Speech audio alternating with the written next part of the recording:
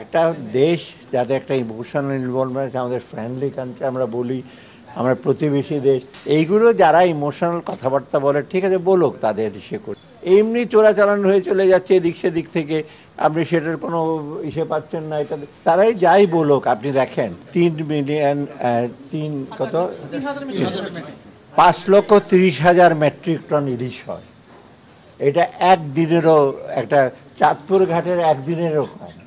একটা দেশ যাতে একটা ইমোশনাল ইনভলভমেন্ট আছে, আমাদের ফ্রেন্ডলি কান্ট্রি আমরা বলি, আমরা প্রতিবেশী দেশ, এই 3,000 টন, তার মধ্যে 3,000 টনও যাবে না, কারণ যারা বাইরে বিক্রি করবে, রপ্তানি করবে, তারাও দেখবে এখানে যদি 1200 টাকা ইলিশ ওখানে যদি $5 দেবে না, এটা তো জানা কথাই। আপনি দেখেন না অ্যাপেক্সে যদি 6,000 টাকা বিক্রি করে, ওরা বাইরে এক্সপোর্ট করে না, কারণ $5 $10 কেন এক্সপোর্ট। এইগুলো যারা ইমোশনাল কথাবার্তা বলে ঠিক আছে বলুক, তাদের ইসে করি।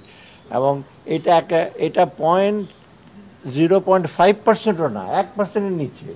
তা আমরা কেন একটা ইসেকে ইমোশনাল একটা ইমোশনাল, আমাদের বাণিজ্যিক দিক তো সুবিধা আছে, এক্সপোর্ট ফরেন যে পাবো তো আমরা কিছু, এমনি চোরাচালান হয়ে চলে যাচ্ছে এদিক সেদিক থেকে, আপনি সেটার কোনো ইসে পাচ্ছেন না। এটা অতএব ঠিক আছে, তারা বলুক তাদের, সব ডিসিশন কিন্তু সবার সাথে ইসে করতে হবে এবং এটা আপনার আই ক্যান অ্যাসিওর ইউ অনেক বিবেচনা করে, এবং এটার জন্য আমি বহু বাহাবা পেয়েছি।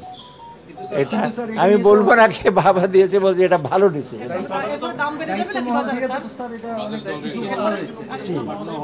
ওই দায়িত্বমহল একজন বলেছে, আরেকটা আরো বড় দায়িত্বমহল বলেছে পাঠানো যেতে পারে, ব্যাস। আমি ওটা কোনো, এটা আমি বুঝলাম না, 3,000 টনের মধ্যে ঢাকার চেম্বার যে আছে 200টা ইলিশ, বা তার মধ্যে 200টার বদলে 150টা আসলে 50 টাকা দাম বাড়িয়ে দেবে। দাম তো এমনি বাড়ায় ব্যবসায়ীরা, এটার জন্য দাম বাড়িয়ে দেবে। যাই হোক, এটা আমি মনে করি এটা ডিসিশন হয়েছে, এটা গ্রেটার ইন্টারেস্টে। হ্যাঁ, কিছু লোকের অসুবিধা হতে পারে, বাট আমি মনে করি না এটা একটা বিরাট একটা কিছু ক্ষতিকারক। আমার মনে হয় আরও লং রানে আপনার জন্য একটা পজিটিভ ইস্যু হয়েছে। আমরা প্রতিবেশী হিসেবে থাকতে চাই, কোঅপারেশন চাই, ওরা আমাদের কাছে কেন ওদের পেঁয়াজ আসছে না সস্তা দরে, মানে মানা করে দেন না কেন পেঁয়াজ খাবেন না, এগুলি তো ইমোশনাল কথাবার্তা বলে লাভ আছে।